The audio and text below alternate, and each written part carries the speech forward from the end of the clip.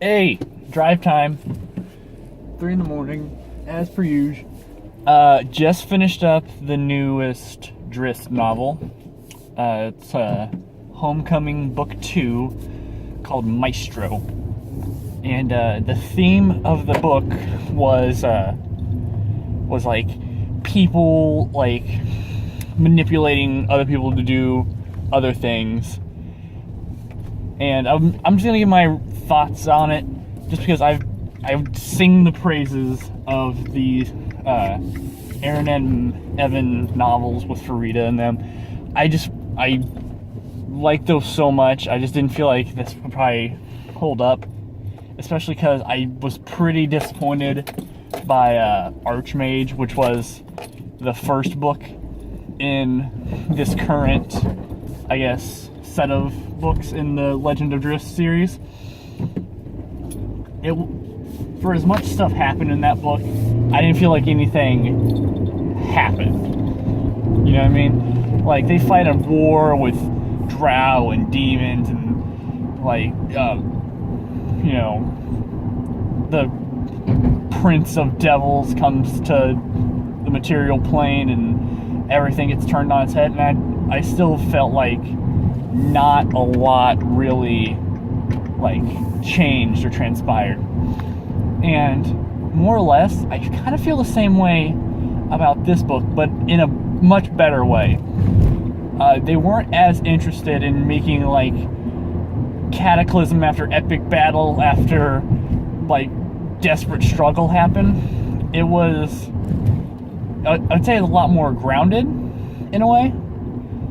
It was a lot more basic of a story.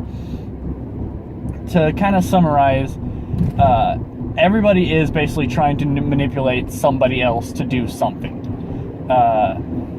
They're trying to rebuild a high wizard tower, because that controls Gauntlgrim, which is a dwarven mine that's fueled by basically a fire god, and they have to rebuild this wizard tower, otherwise eventually that fire god gets out. And people that are trying to build that are also like trying to like manipulate each other for their own advantage on it. While that's happening, Drizzt, Jarlaxle, and Entreri are going into the Underdark to save Dahlia, which is one of Drizzt's old love interests and currently Artemis Entreri's love interest, and also basically a mockery of a matron mother in Menzo Baranzan, to where the leader of this drow city has made her like a really high level person, even though she's a surface elf, which basically means she's a piece of shit to them. Like, they just hate her, and the only reason she's up there is so the leader of the town can say, I can literally do whatever I want and it doesn't matter. Because the hierarchy of that town or the city is everything's okay as long as the Spider Queen is okay with it, which is this evil spider god who just loves chaos. So Jarlaxle is just saying, I'm helping you rebuild this wizard tower, Drizzt, so help me help Artemis Entreri rescue Dahlia. So Drist's like, you know what, fine. And it turns out that the reason Jarlaxle wants to save Dahlia is just so the men of Menzo Baranzan, because it's a flip-flopped hierarchy. So instead of like the men seeming like the dominant race or the dominant gender, like, it kind of seems like in most societies, in Drow the males are really shitty and the women are on top. So Jarlaxle basically wants Drizzt to be, he's already kind of a symbol of hope for men in the city, so he wants to take it that one step beyond, to where he can say, Drizzt walked into this town, took a matron mother, and then left. Like, he wants men to be that inspired, like, to know that there's more to life like that, because he's the leader of a mercenary band of just any kind of drow that doesn't want to be a part of the shitty hierarchy system that the city has. So if he can make people kind of become disenfranchised with it, he gets more power in it. More with the theme of like secret, puppet string things going on. Then we come to just Evenel the Eternal, who is the previous leader of Menzo Baranzan, more or less reincarnated through a lot of really, really, really, really, really fucked up means. Basically, took a baby, gave her this girl's mind, and now she is this, was a baby, but has the mind of someone who's lived for 2,000 years and is also the chosen of a goddess. So, she is running roughshod on the city because she is so fucking powerful. And she's just super conniving because her mind is clear. She only has really distilled thoughts of how she can fuck everybody over, basically. So to that end, you really don't get a sense on what the fuck she's doing other than just fucking with people. Basically, all she is doing is showing people that she can fuck with them and not to fuck with her. That way, in the future, she can fuck with people. And she does. All she does is fuck with people. For better and worse, there's just a lot of really good scenes of just people not knowing what the fuck is happening just because this person is just fucking with them that hard. So, yeah, that's kind of the big balance that's happening.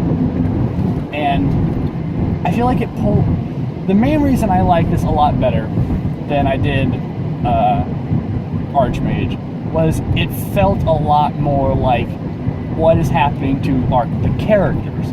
What are the characters going through? Not what is this person doing in the middle of this war? Like, how are they fighting people?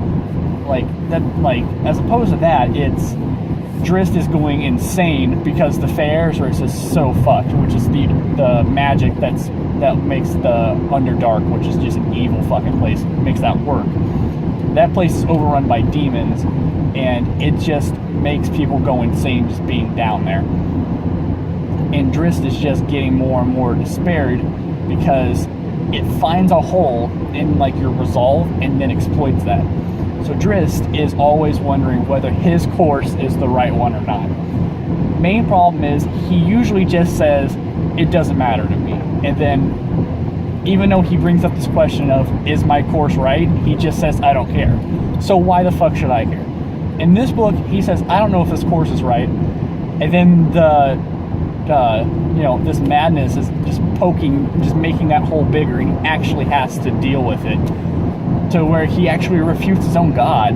He's like, I can't believe that this god is, who I thought was on my side this whole time, would then turn around and say something else. So he is basically kind of thrown her aside. So that's really cool. And yeah, all kinds of shit happens. But yeah, I really liked it for the simple fact that we actually got insight into characters. And I guess going into some of the ones that I didn't like so much, because I did really like how Drizzt worked. I really liked Entreri's transformation, where he used to just be a big fucking asshole he was just a mean, evil guy.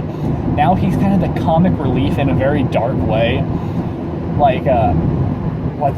There was one really fucking good line he had where he was like, Drizzt was being a fucking Debbie Downer, and he goes, man, I wish you would stop doing that, otherwise I'm just gonna cut my own head off. And Drizzt is like, man, I guess I'm not gonna stop doing that. Alright, that was a terrible explanation, but he just has the best lines, and just he's really dark, in a really grim, dark way. So there's guys like that who really shine in a different way, so did Drizzt. But then there's just fucking people who I still cannot stand. Caddy Bree, ever since The Sundering, which is just a set of, or which was a novel where basically after all of Drizzt's friends have finally died, because he's been living for, hundreds of years. He's an elf. They live a long time. Miliki, another goddess, just goes, you know what? I'm gonna bring all his friends back to life because they have shit to do. So she brings them back to life, and Caddy Bree has had everything fucking handed to her in this new life. She is out in the middle of nowhere with two parents that happen to be wizards. She already has the blessing of Miliki. She's like a chosen of her. She's also a chosen of Mistra. So she's already, Mistra is the goddess of magic. So she has two goddesses' blessings. That already makes her super badass. She's born to two wizard parents in like a fucking nation of non-wizards.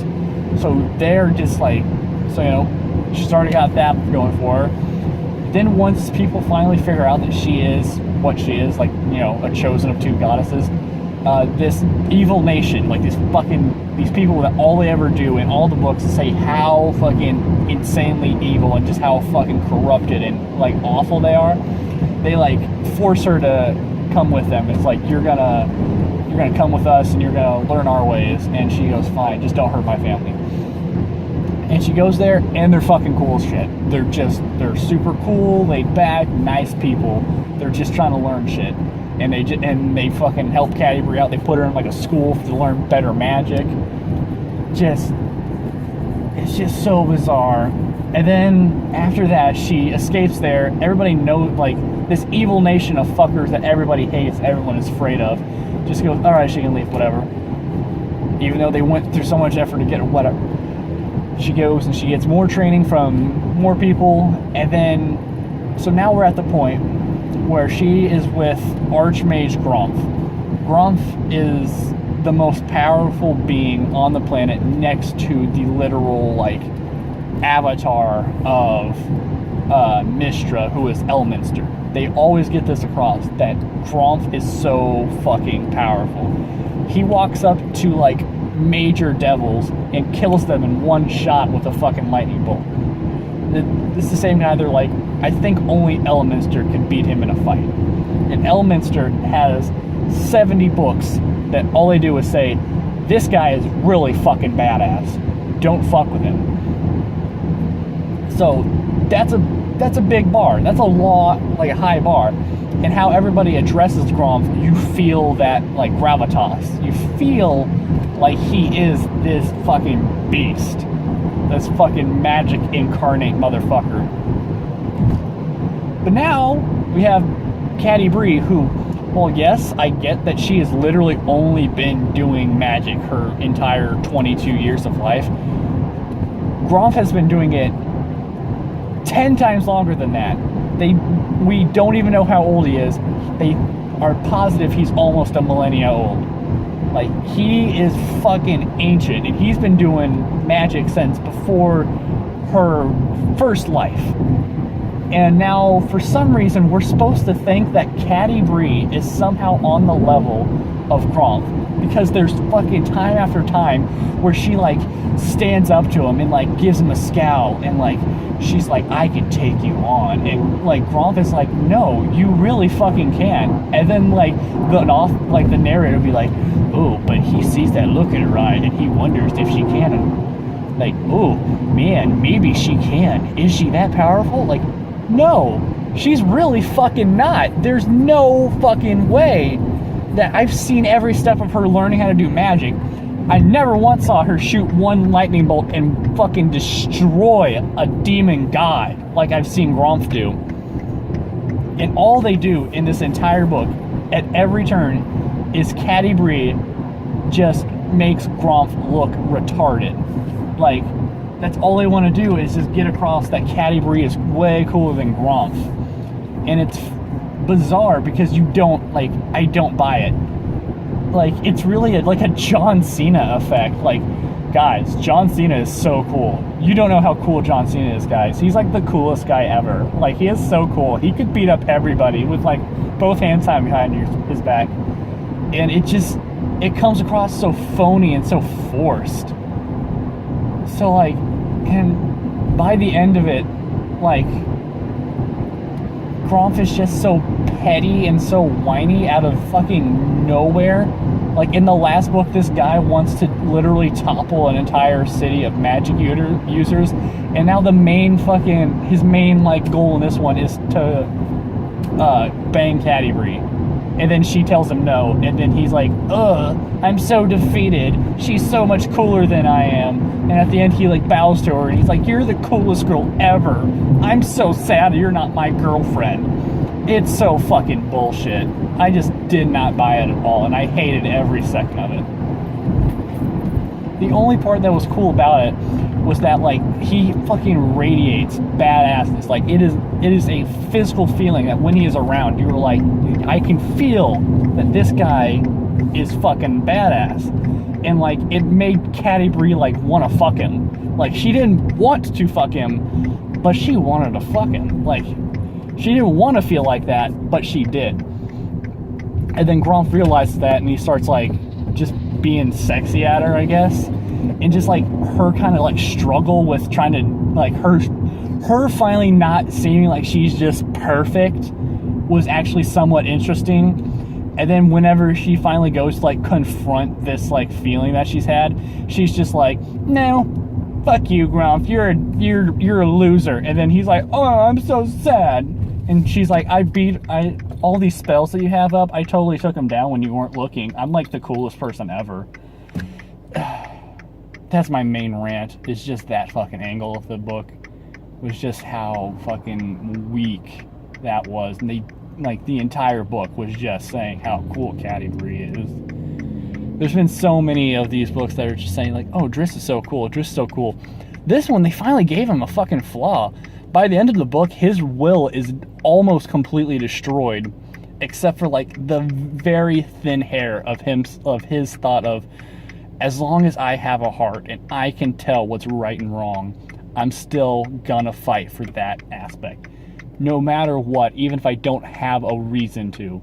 My reason is the fact that I can tell it's not the right thing to do. And you can tell it's a fight for him to actually want to feel that way. Because by the end of it, he doesn't even think that his life is real anymore. Because he is that, like halfway insane. He's been beat that fucking bad. He's been, like, poisoned and forced to, like, relive thoughts that he, like, had way back in, like, the first novel he was in. Just all kinds of, like, the thing I was bitching about was, like, he never changed his character. You feel it in this one. Like, he almost, like, he goes out of his way to save Menzo Baronzon. Like, this place that he says can fucking die in a gutter. And it's only because he knows it's better than letting, like, an entire race of people get fucking murdered by demons. Which was actually a really cool thing. They've been building up how, what's his name? Demogorgon. Demogorgon is, like, the god of insanity. Like, if you look at him, you go insane. And that's what Gromp accidentally brought through in the last book. He brought him to the material plane. And so that, and he, like, that was the part that made me go, like, understand immediately how much of a threat what's his name, Demogorgon is because even though Gromp is so powerful and, like, is so experienced, they always say, like, if you even look upon Demogorgon, you'll try to claw your eyes out. And even though Gromp is so measured and so trained to not do that, like, to be resistant to that kind of, like, magic, he still does it. He still pisses his pants and runs away. Literally a line in the book. So, like, that's just showing, like, what a threat that is. And I was always not buying it. Like, because that's what was going on in this whole series was eventually Drizzt fights Demogorgon. And I'm like, there's no fucking way Drizzt can win. And I was, like, worried that they were just gonna be like, no, Drizzt is just really good, guys. Drizzt is so cool. He can just beat him. It's not that at all. Drizzt, Arms Cherry, and Jarlaxle finally, like, get caught. And Evenelle says, alright, motherfucker, you gotta go kill Demogorgon. And he's like, you're fucking crazy. And she's like, yeah, maybe, but you gotta go fight Demogorgon. And Drizzt is just shitting his pants the whole time, like, what the fuck am I doing? I'm not gonna be able to beat this guy. And, like, he goes in there, and, like, he's like, the only reason he doesn't go insane is because he has like all of Menzo Barenton like in his mind, making sure he doesn't go insane. He doesn't know that, but that's what was happening. And like, I don't want to completely spoil it in case I do somehow manage to make you want to read this, but the way they finally do go about beating Demogorgon was fucking worth it. Like that, like just that scene was like, all right, I buy that. I buy that Drizzt can kill him that way. But yeah, so I'm about home. I guess that's my piece. Is I liked it better than most of the last books I've been reading in the Salvatore series. Mostly because this one actually had character development, even if I fucking hated some of it. At least I felt like I was seeing the characters deal with situations as opposed to the situations happen to characters, which is something I always rail against. So it's good, but not as good as any of the Brimstone Angels books. But at the same time, those books are very teeny drama, and I think the only parts I really, really liked in this book were also teeny kind of drama. Oh, I'm already home. I also was going to talk about fucking his inability to make me hate some people. There's a dude named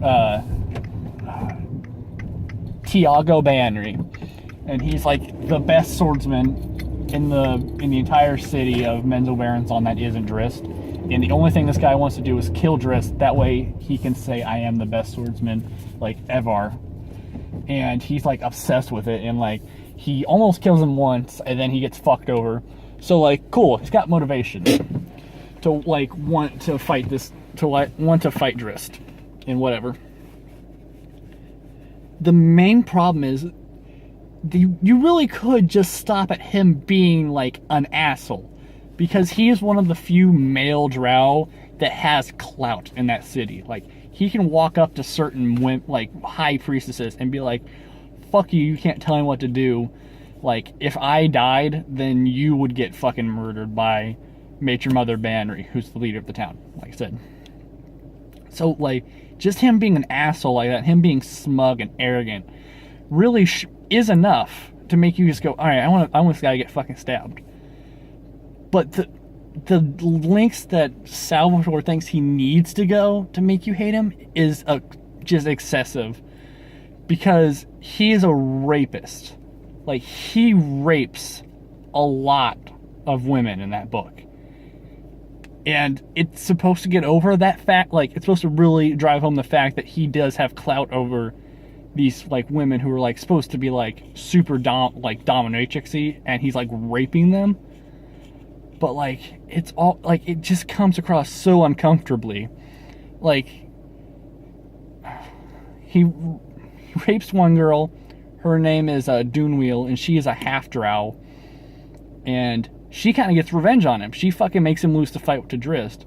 She, like, has all this rage built up, and she fucking takes it out on this guy. So that's cool. But then, like, he's basically, like, once he gets back to Menzo Barenton, he's just waiting for Drizzt to show up. He just walks around and he's like, and he basically says, like, oh, if you don't do what I say, I'm going to tell my mom on you, and then she'll kill you. And then he rapes them. Like, just forces them to have sex with him. And then, like, once somebody finally is like, no, I'm not going to take your shit. By the way, your mom's, like, I talked to your mom, she's not going to do shit. And he's like, fine. And then he goes and rapes Dahlia, who's, like, it's so tragic and so fucking hurtful, just because she is already so fucked over. You don't need to put her in more peril like that. It was fucking awful. It was disgusting. That was the worst part of this book. Like, anytime they talked about Tiago, I just, like, groaned and wanted to turn it off. Because I knew he was going to, like, fucking rape somebody or something like that. I guess I didn't really go into it, but Dahlia got captured, and they've basically mind-fucked her so hard that she cannot form, like, she is not able, like, her brain will not allow her to form a cohesive thought. So, like, if she is like, where am I? It instantly, like, changes the subject to, like, what color grass is and what would it smell like if it was covered with bacon. Like, her brain does not focus. So she is, like, She's like captured in this drow city. She is put in a position to where literally the only reason she is there is so people fucking hate her. But since she's already a surface elf, the drow fucking hate her.